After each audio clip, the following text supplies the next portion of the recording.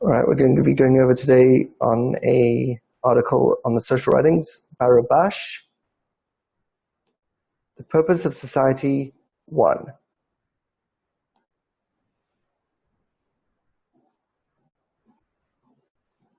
Introduction. We have gathered here to establish a society for all who wish to follow the path and method of Allah Salam, the way by which to climb the degrees of man and not remain as a beast. As our sages said about the verse, "And you, my sheep, the sheep of my pasture, are men." And Rabash said, "You are called men, and idol worshippers are not called men." To understand man's merit, we shall now bring a verse from our sages. About the verse, the end of the matter, all having been heard. Fear God and keep his commandments, for this is the whole man. And Gematria asks, what is, for this is the whole man?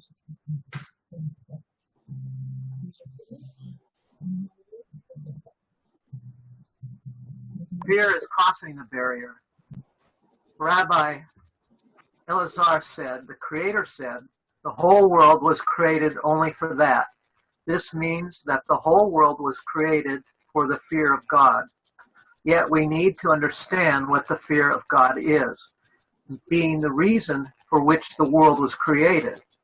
From all the words of our sages, we learn that the reason for creation was to benefit his creations. This means that the Creator wished to delight the creatures so they would feel happy in the world. And here our sages said about the verse, for this is the whole man, that the reason for creation was the fear of God.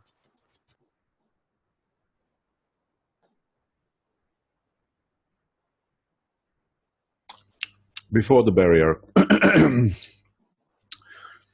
But according to what is explained in the essay Matan Torah, the reason why the creatures are not receiving delight and pleasure, even though it was the reason for creation, is the disparity of form between the Creator and the creatures. The Creator is the giver, and the creatures are the receivers.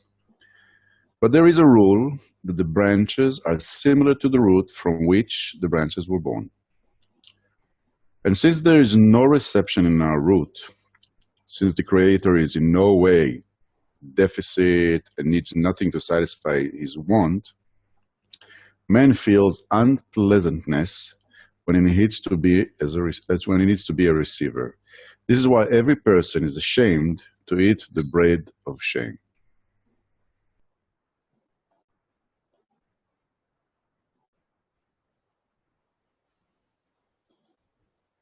Passing the barrier. To correct that, the world had to be created. Olam, world, means he'elem, concealment, so that the light and pleasure must be concealed. Why is it so? The answer is for fear. In other words, it is so that man would fear using his vessels of reception, called self-love. This means that one should prevent oneself from receiving pleasures because one craves them, and should have the strength to prevail over the craving, the object of one's desire.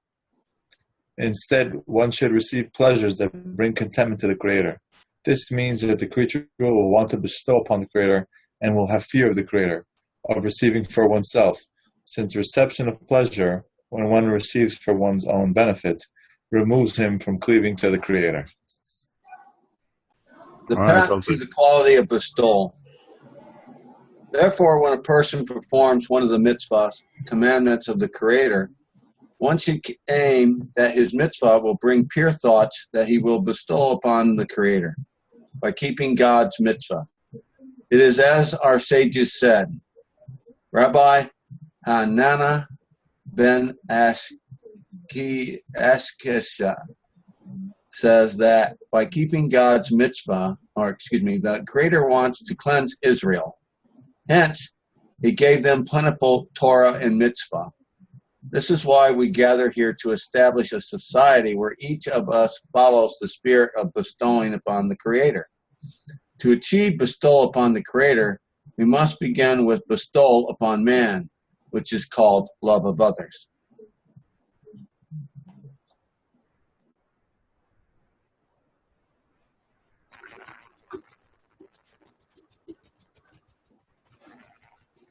Dichotomies the whole way. The love of others can only be through revoking oneself. Thus, on the one hand, each person should feel lowly, and on the other hand, be proud that the Creator has given us the chance to be in a society where each of us has but a single goal, for divinity to be among us. And although we have not yet achieved this goal, we have the desire to achieve it. And this too should be appreciated by us. For even though we are at the beginning of the way, we do not hope to achieve the exalted goal. We do hope. We do hope to achieve the exalted goal. So, what are your thoughts on the article?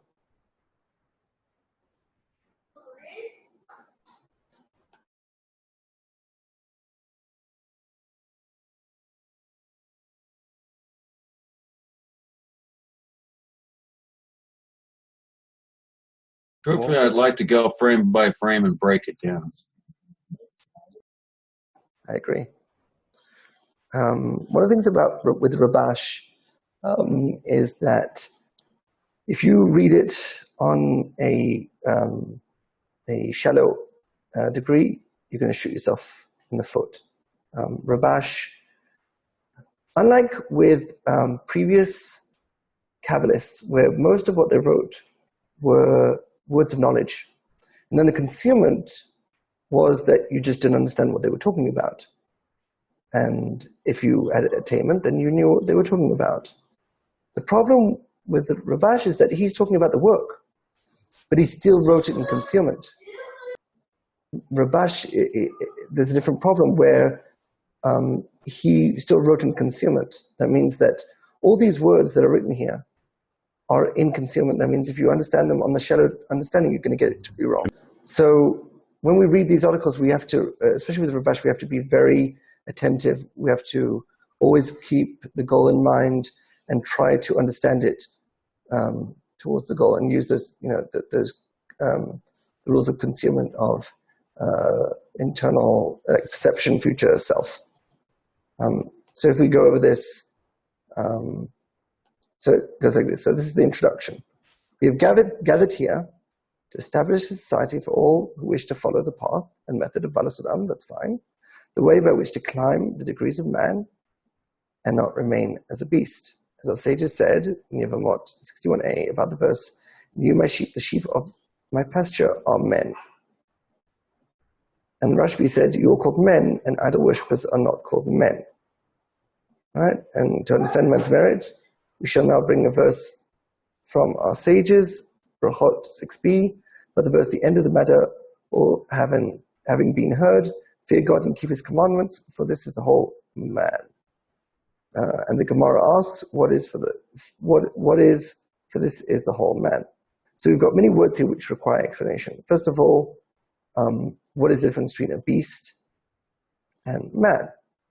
Right? So that is that the beast is a person, we're talking about people, is a person where they're going by their programming. They're dictated what they're doing, and they have no awareness of themselves. They have no goal, right? Like the animal has no goal in life. And a man, right, which also sounds like man, which is raising a prayer, is someone who has a goal and is reaching it, desiring to reach it, actually working towards reaching it.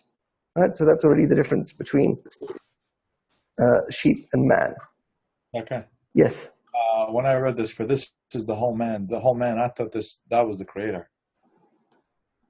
That part is the creator, and being the beast is just, like human beings. Exactly. The ego. Exactly. But the whole man, that was the creator. Yes. Right.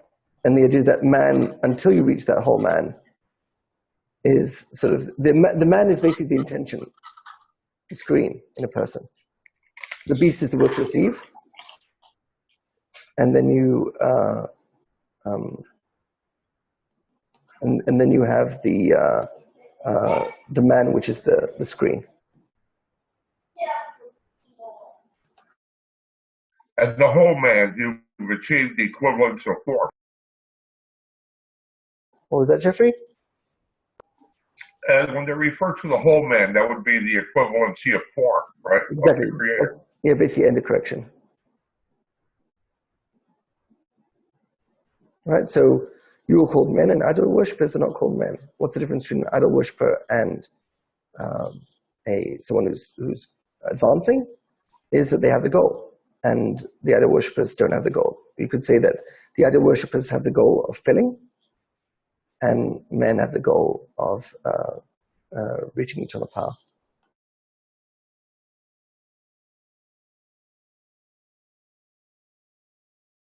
And then the next thing is, what is fear?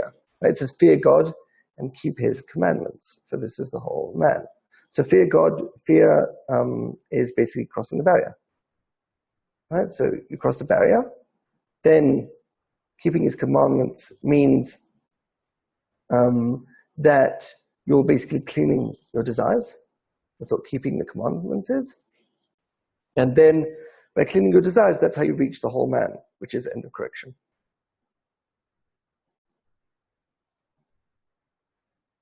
And how do you read the beginning of the sentence saying, the end of the matter, all having been heard? I mean, is matter the will to receive, and all having been heard is that we've exhausted, utilized all of the will to receive, and then it's the end of the matter?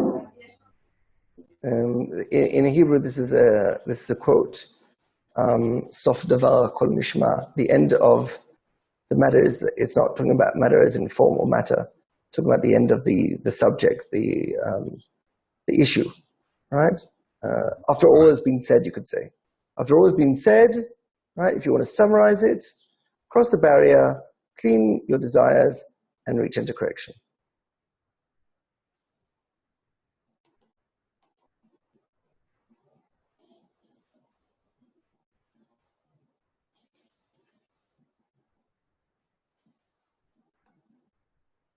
So you can really see on just the first slide, there's a much deeper meaning. And it's not just to have a deeper meaning and stay with the shallow.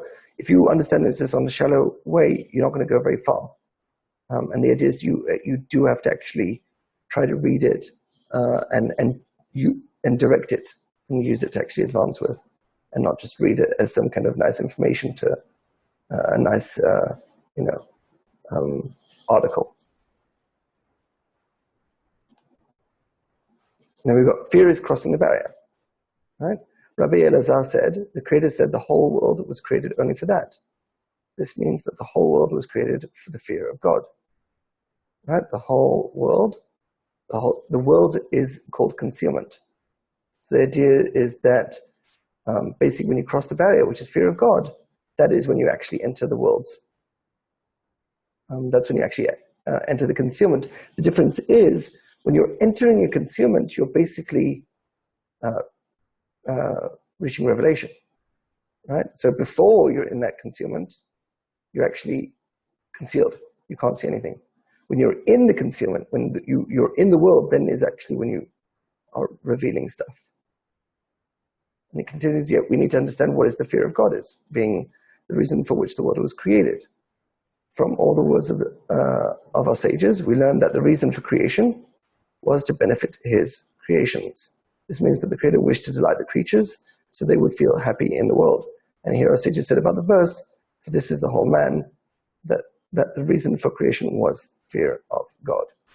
Right? So basically it's saying the reason for the first restriction, which is creation, right, is the fear of God. Basically fear, you've got two concepts, you've got fear and love. Fear is when you're cleaning your desires, right? Basically having the light of correction, the light of mercy, chasadim. And then you have love, which is the light of wisdom, chokhmah, expression. Right? So every time you see the word fear, it's talking about cleaning desires. And every time it's talking about love, it's talking about expression of those clean desires. So once they're clean, you can actually express them. So, but what was it that you said just a minute ago about the first concealment? Can you repeat that, or maybe the first restriction? I wasn't sure that. So basically, there's two restrictions. There's the first restriction and the second restriction. The first restriction is crossing the barrier. The second restriction is crossing the parsa. The difference between the two: the first restriction is restriction on expression. That you're not going to be using the light of wisdom. You're only going to be using the light because it's a single light.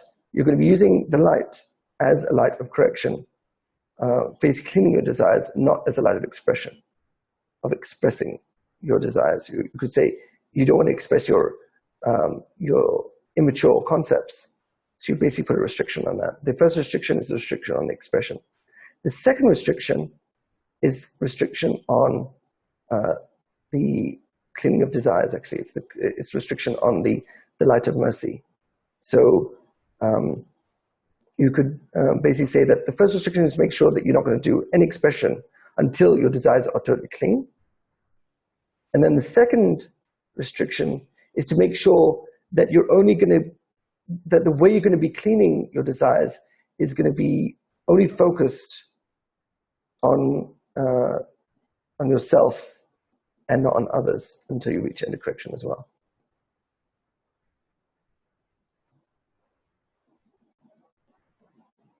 Say it again, please. You got the first restriction and the second restriction. You got the first restriction is when you're restricting your expression of your desires. You got the second restriction is when you're restricting the cleaning of the desires. It's basically, it's called where you're going to be living in GE and not in the Chab. You're basically going to be only cleaning your own desires and not the desires of others.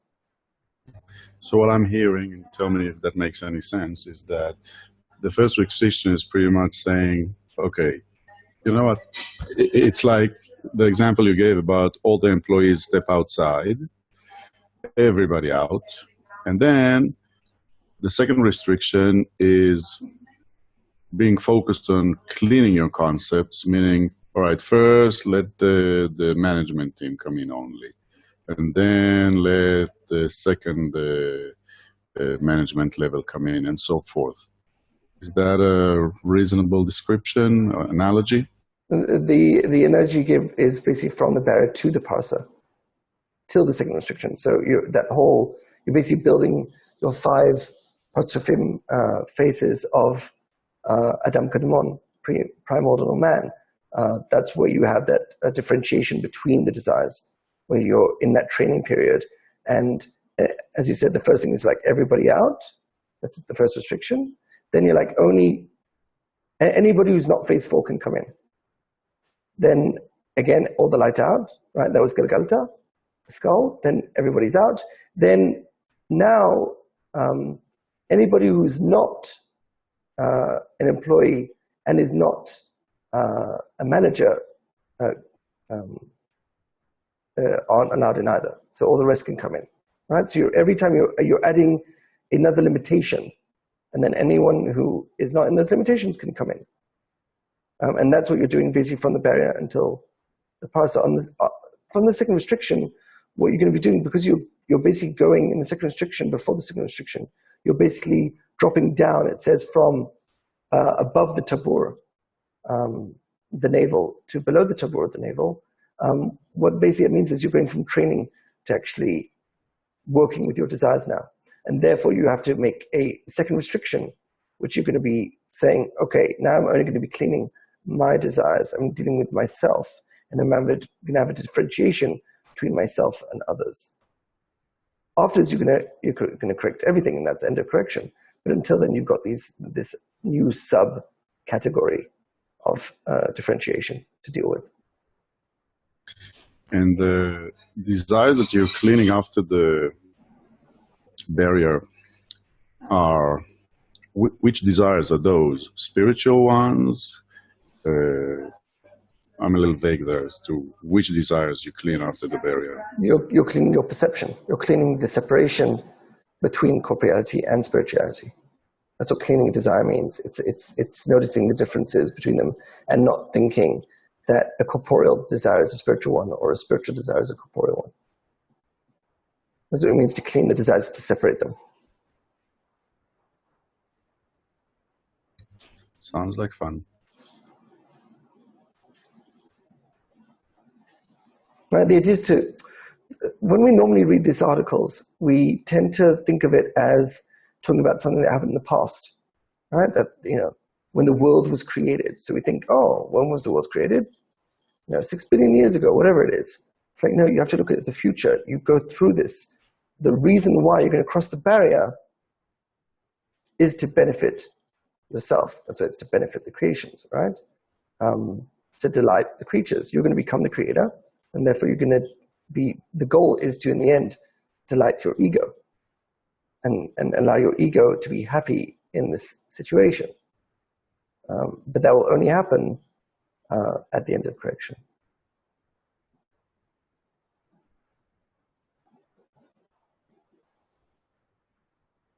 Let's move on. Before the barrier. Before you move on, Yes. there was one last second. Me, before the barrier. Nice to meet you. I'm having a hard time thinking about what you just said, which is cleaning your desires, meaning separating the corporal one from the spiritual ones, the goof from the will to receive from the intention, or something like that. What I'm asking is it natural because I am where I am before the barrier, and so it's sort of like fairly shallow words, and I don't have much of attainment in them? Or is it worth for me, with where I am right now, to try and figure it out? My gut says, no, get there and you'll see. But let me help you with that. So basically what we're doing before the barrier is we're cleaning concepts, right? And after the parasa, that's when we start cleaning desires. So you could say, well, what's the difference between a concept and a desire? Desire is power. Right? If I have a desire for something, I have power. Right? When we say, oh, look at him, he's full of life. What do we mean by that? We mean that he's full of desire. Right? So life, desire, power, same thing. What you're doing before you cross the barrier, you're not cleaning your desires, you're cleaning your concepts first. You're first, you could say, cleaning the potential, the intellectual part of it. And then after the parasa, that's when you're going to start cleaning the desires themselves, the emotional part of it. So before the barrier, what you're doing is you're trying to clean the intellectual. You're trying to get emotional responses to those intellectual concepts that you're cleaning, but you're not actually cleaning your desires. Your desires still aren't clean until you start cleaning them after the parasa.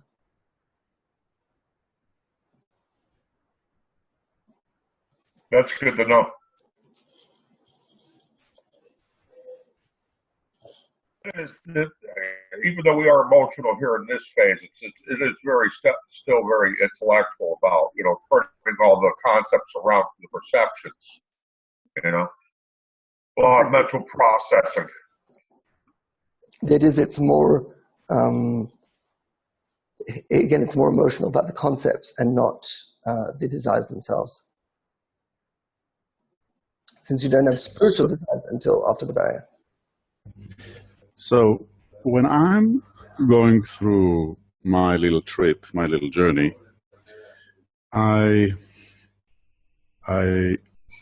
feel like I have desires, sex, family, and everything. And I feel that when I manage to align them with my goal, then it feels good. And it feels right.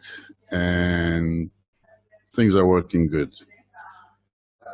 So this aligning them with the goal rather than, maybe it's not aligning them, maybe it's clearing, more like clearing, separating them,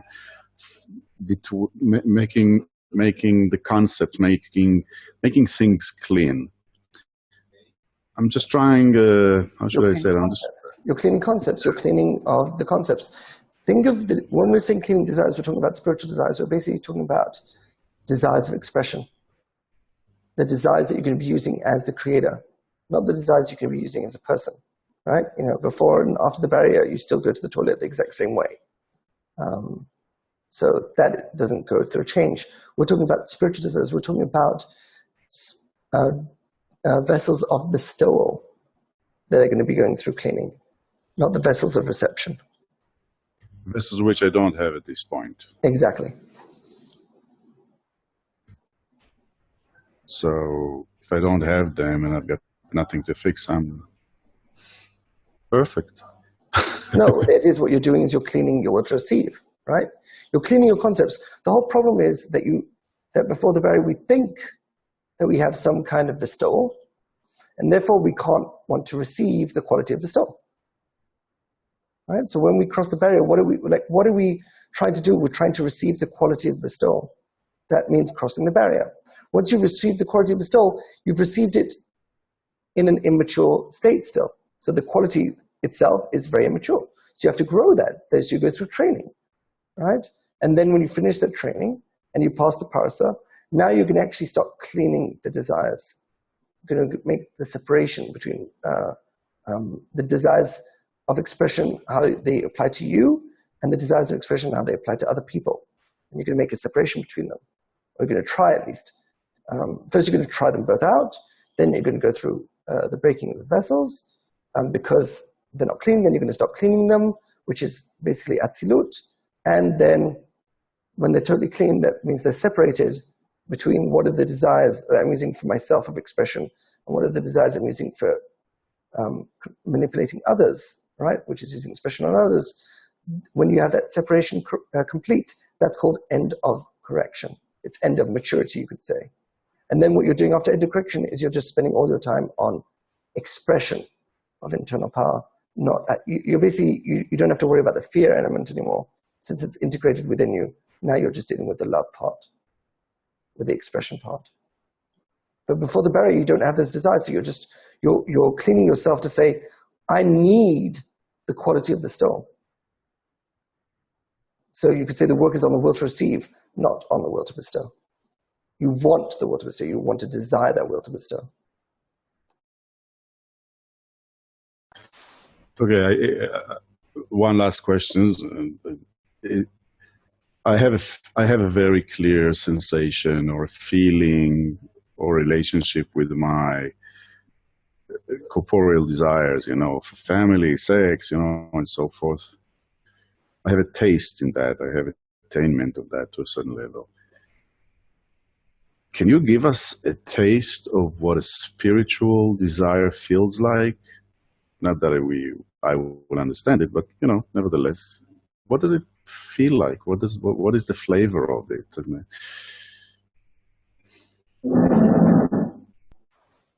Well, even if you look at corporeal desires, right?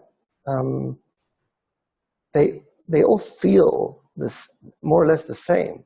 What causes the sensations are different, right? So when you're enjoying food or enjoying being with your family, at the end of the day, it's still enjoyment, right? But what causes, you could say, the source of that enjoyment is something that comes through your senses, right? So if you're looking at the food and your taste buds send you signals saying, wow, this is good, right? Then you have enjoyment, right? So the enjoyment is always the same. It's just what is causing that enjoyment. It's the difference between a spiritual and corporeal desire in the enjoyment. So the enjoyment is still the same in both. The intensity of the enjoyment is higher in the spiritual, but it's still enjoyment at the end of the day. The difference is what is causing that enjoyment. So for a spiritual desire, which is basically the desire as a creator, your enjoyment is going to be from using the expression, manipulating events.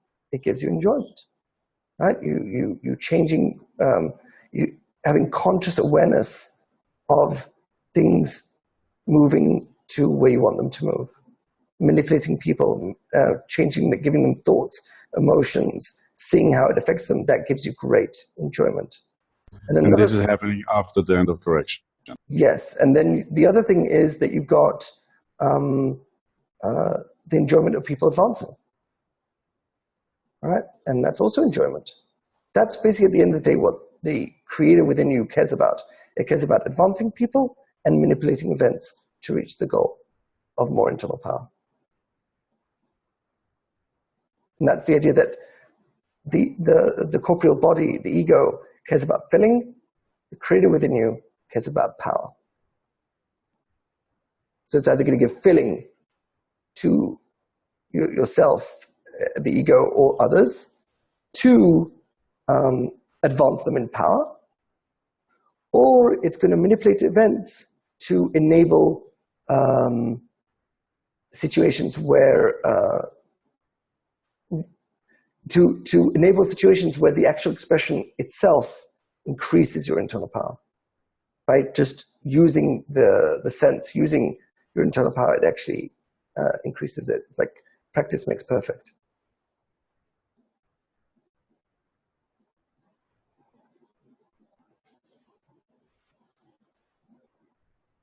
Should we continue? Yep. Before the barrier. But according to what is explained in the essay Matan Torah, the reason why the creatures are not receiving delight and pleasure, even though it was the reason for creation, is the disparity of form between the creator and the creatures. The creator is the giver, and the creatures are the receivers. But there is a rule that the branches are similar to the root from which the branches were born. And since there is no reception in our root, since the creator is in no way deficient and needs nothing to satisfy his want, man feels unpleasantness when he needs to be a receiver. This is why every person is ashamed to eat the bread of shame. So basically the whole idea is you've got the creator, which is a giver, which is basically expressing power, and you've got the creatures, which is the ego, which is receiving that power as filling. And the whole shift is to change the sense of self from the branch to the root. From feeling the sense of self as the ego, as the will to receive, to shifting to feeling the sense of self as the creator, as the will to bestow. And how is this transition incorporated? How can you make it happen? So the first thing is to intellectually understand that you have both sort of opportunities, right? Understanding what is in the game. So in your game, you have two wills that you can change your sense of self to: the will to receive and the will to bestow. So first is to be aware of the forces within you, be aware of the players in the game. Then, once you're aware of the players in the game, then what you're going to do is you're going to start cleaning those discernments to clean the concepts of why did you think you were the will to receive in the first place? And to actually realize, that's why it's called revelation, to reveal that you were actually the creator the entire time. And that you were manifesting all the events and situations that happen to you every day.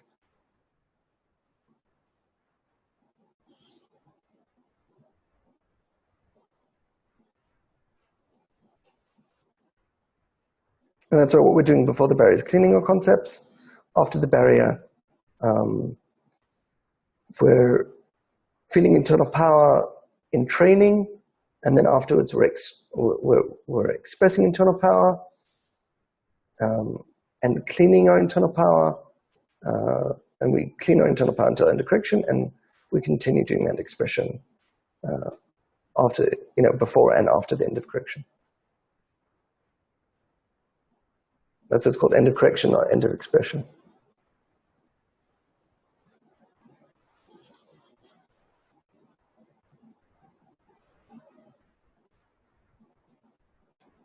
Next slide. Passing the barrier. To correct that, the world had to be created. Olam world means Ha'elem, concealment, so that delight and pleasure must be concealed. Why is it so? The answer is for fear.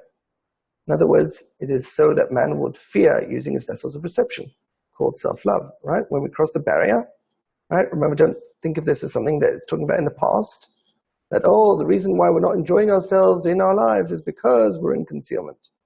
It's like, no, the idea is when you cross the barrier, you're concealing your vessels of reception. That's what happens when you cross the barrier. You go above your will to receive, right? So you're going above your vessels of reception called self-love, and you're trying to train as the creator. You're trying to focus on love of others, which if we said love is expression, you're training on what does it mean to control and manipulate others for the goal of internal power. This means that one should prevent oneself from receiving pleasures because one craves them and should have the strength to prevail over the craving, the object of one's desire. The idea is a person doesn't have to actually do this. This is automatic. This is the state. Instead, one should receive pleasures that bring contentment to the creator, which increase internal power. This means that the creature will want to bestow upon the creator and will have fear of the creator, of receiving for oneself, since reception of pleasure, when one receives for one's own benefit, removes him from cleaving to the creator. So the reason why we go through that first restriction is because we understand that if we use our phase 4 desire, which is our ego, that intensity will make us drop from the sense of self as the creator to drop back into the ego.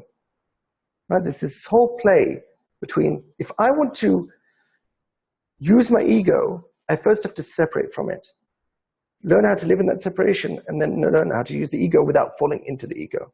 That's the whole process we go through from before the barrier until end of correction.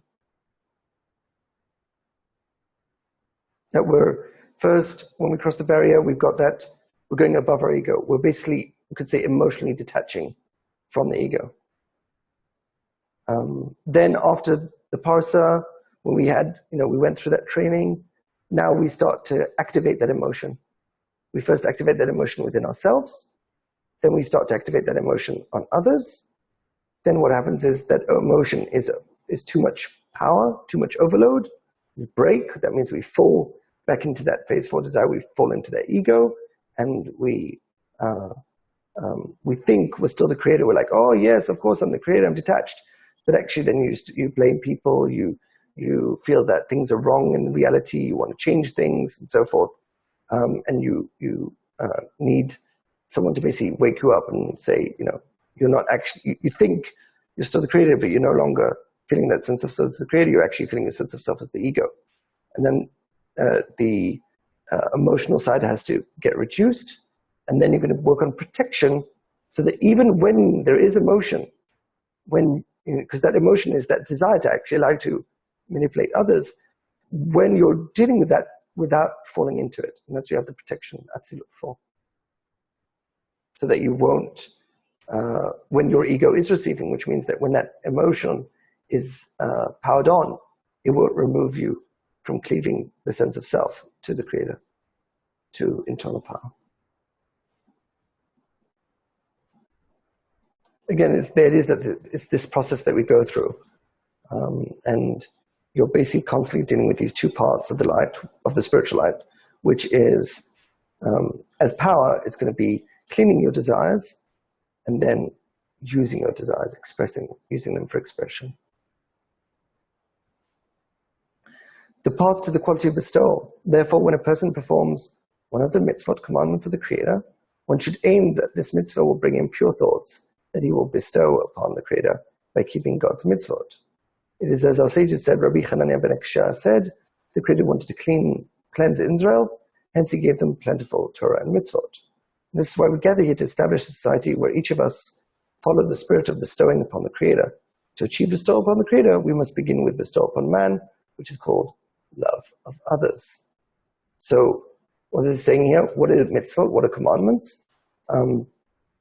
You've got, you could say, a preparation, you've got a potential, and you've got an actualization. So the potential of the commandments is cleaning concepts. That's called doing mitzvot. It's cleaning those concepts. And you do the mitzvot by learning Torah, which means collecting discernments. So the result of Torah, collecting discernments, is mitzvah, a commandment. That's in potential. In actuality, after the barrier, what you're going to be doing is you're going to actually be doing a mitzvah, which means expressing a clean desire. Right? So you've got the Torah which is the light itself that you're going to be using. Like we said, the light is in the Torah. The mitzvah is cleaning a desire. So you've got the mitzvah is cleaning a desire, and you've got the Torah, which is expressing a desire. It's the Torah mitzvah after the barrier. Is that just after the barrier or past the parsa when you are capable of making that expression of a clean desire? So the expression is after the parsa. So in actuality, the cleaning of the desires and the expression of desires is after the parsa. Between the barrier and the parsa, you're just training in it. You're not actually doing any work, you could say. It's like a training period when you're getting a job. You're not actually doing work, you're just training for the job. Because you're already an employee. Yeah, it's great to have these things to look forward to, though. You know what I mean? And they're benchmarks that you that have been there and attained have set for us, you know? That's what the group is for. The idea is to share our, what we've gone through so it makes it easier for others.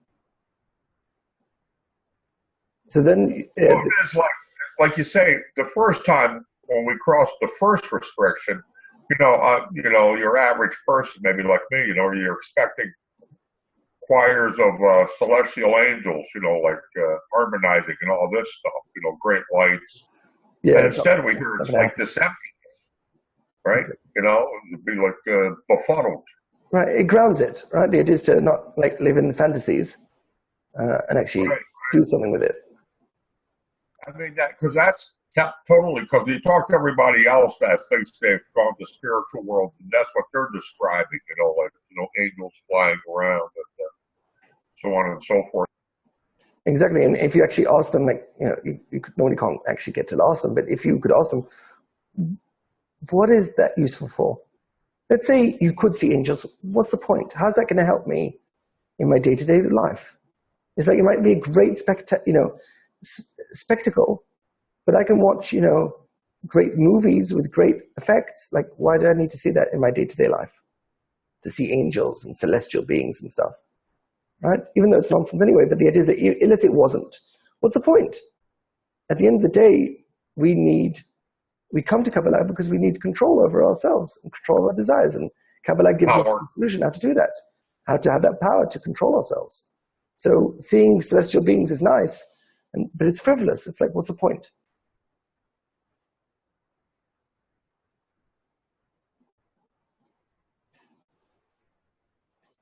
So then we come to the concept here of love of others, right? So you could say before the barrier, love of others is love of others concepts. You're basically, cleaning concepts with the group.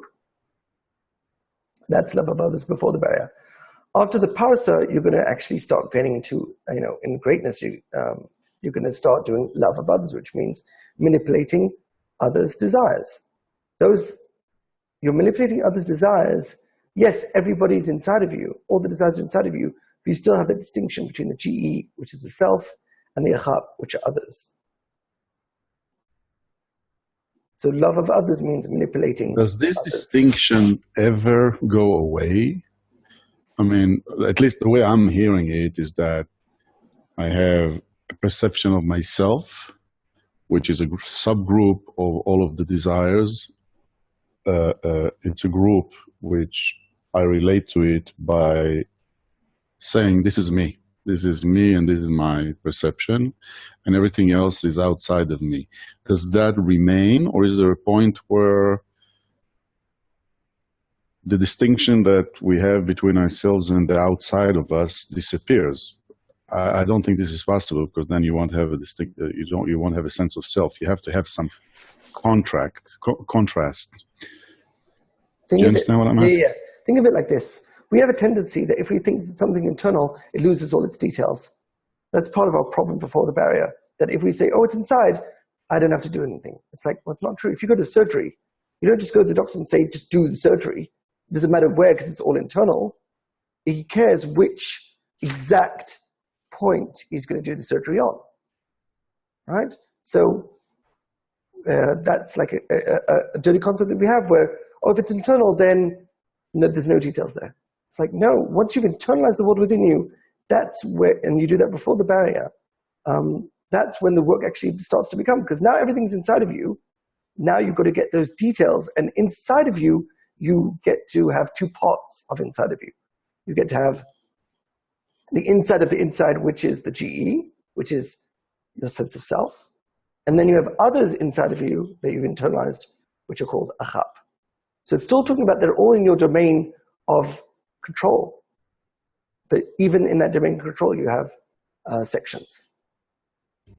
Yeah, and my feeling is that you must have that, because otherwise you won't have a sense of self if everything is you.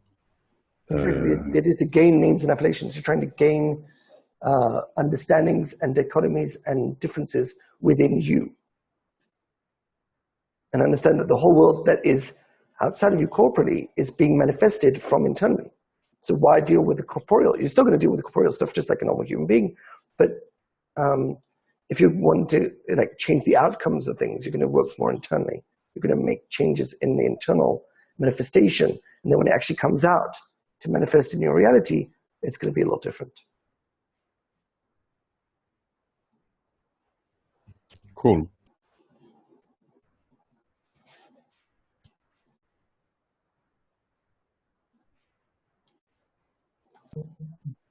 You were saying something about love of others past the barrier. What was the difference between the barrier? But before the barrier, you were saying it was cleaning concepts and our perceptions with others.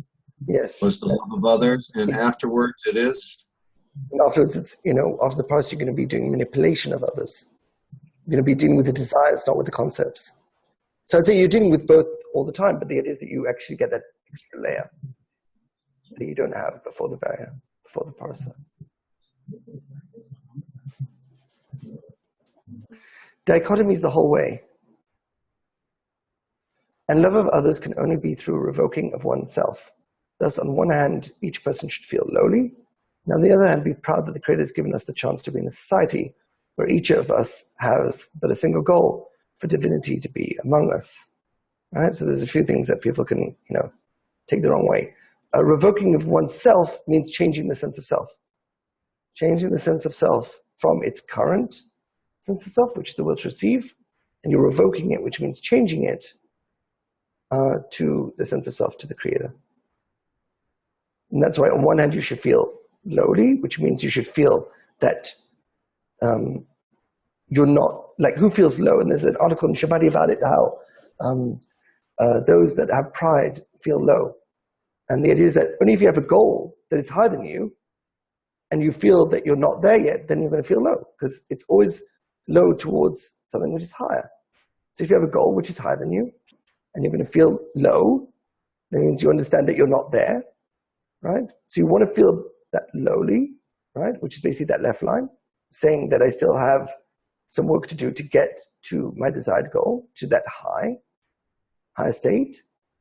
And on the other hand, I have the right line, which is to be proud that the Creator has given us the chance to be in the society, which means that that I've got the ability to clean concepts, clean discernments to actually get there.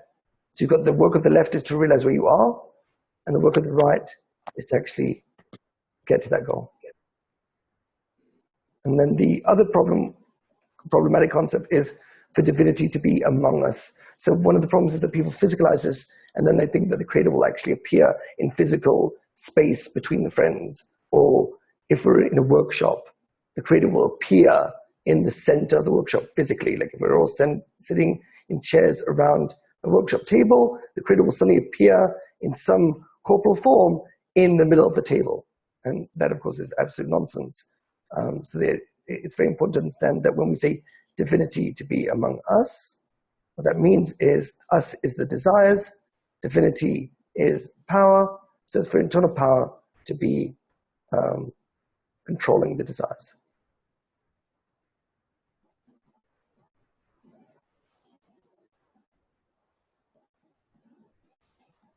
What do you think?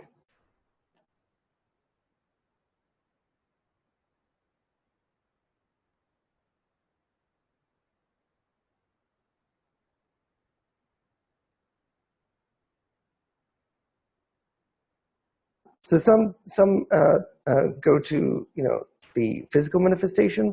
Some think that an emotional would be between them, that they would just feel that emotion of connection between them, and then think that is the divinity. The idea is that it's exactly when we talked about time, where you can go through all the degrees. So you've got the bottom, which is the still degree, which is a corporeal manifestation, still, like the clock on the wall. Then you've got the vegetative, which is basically a biological change. Then you've got the animal, which is an emotional change, like, wow, I was in a workshop and I felt great. It's true, you do feel great. And that's an emotional, you could say, degree of divinity. Then, which is animal. Then you've got speaking, which is discernment. And then finally, internal power, which is spiritual. So the idea is that a person can decide what kind of degree do they want to get out of working with the friends. Do they want to get out a still, that they think that something corporeal will be different? Do they think just they'll have body changes, like sort of headaches or vibes in the body and stuff like that? Right? It's like, oh wow, I'm feeling goosebumps. Right? That's a biological change. Or is it emotional? It's like, wow, I feel the connection with friends. Wow, this is amazing. Is it going to be discernments? You're collecting discernments. Like, wow, my perspective, my perception has grown. I include the dichotomies of what they've said, the opposite views within myself. That is, also a way you can use workshops for. And then finally, to actually gain internal power, which is spiritual divinity.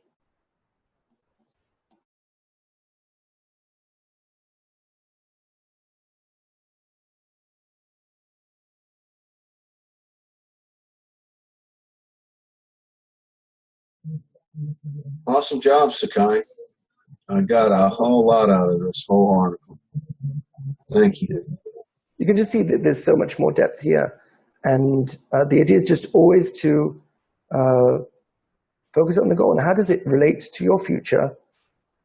Again, it's those three rules: perception, future, self.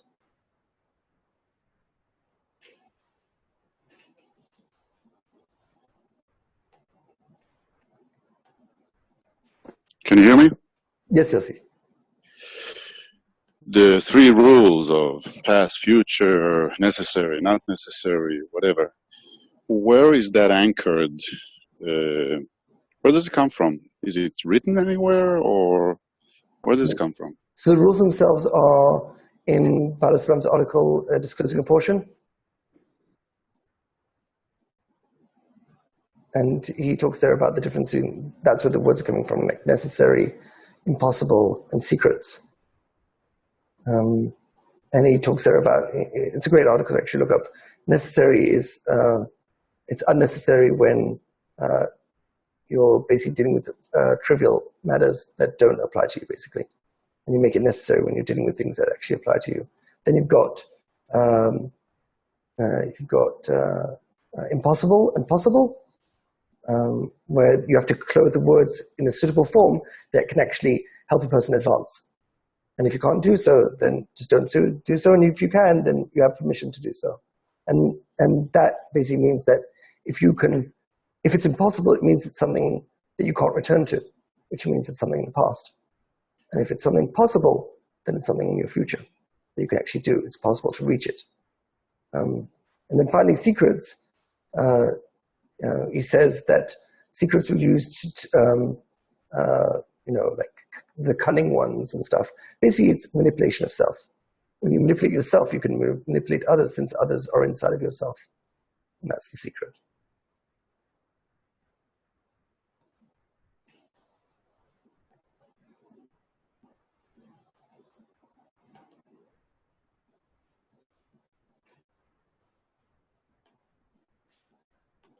Any other thoughts on the article?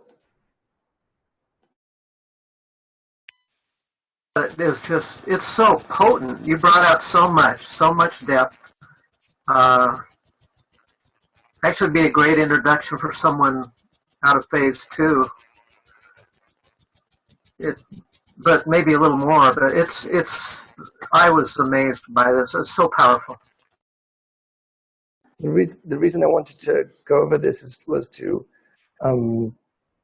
show the depth in Rabash, and there's so much more to actually get out of it. And this was just, you could say, just a starting point. And it is not just to start taking every word and saying, oh, if he says here, that must mean the light of mercy. It's like the idea is not to sort of go on that kind of tangent. The idea is to look for things that can actually help you advance. So it's less about trying to find great understandings of what Rabash is trying to say. It's more of how is this going to help me? Right? And again, you always have to touch yourself. Otherwise, you can just go for a mental adventure. The idea is to always tie it back to you. How am I going to use this article to help me move forward? And that's all that matters.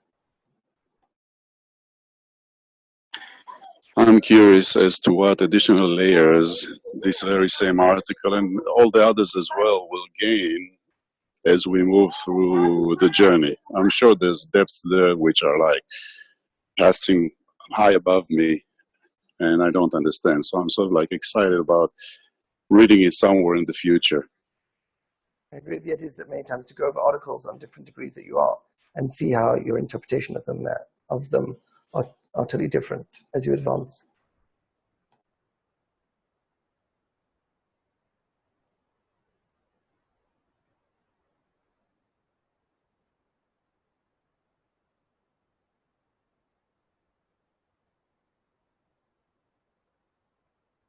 All right, I think we'll stop here and into the after party.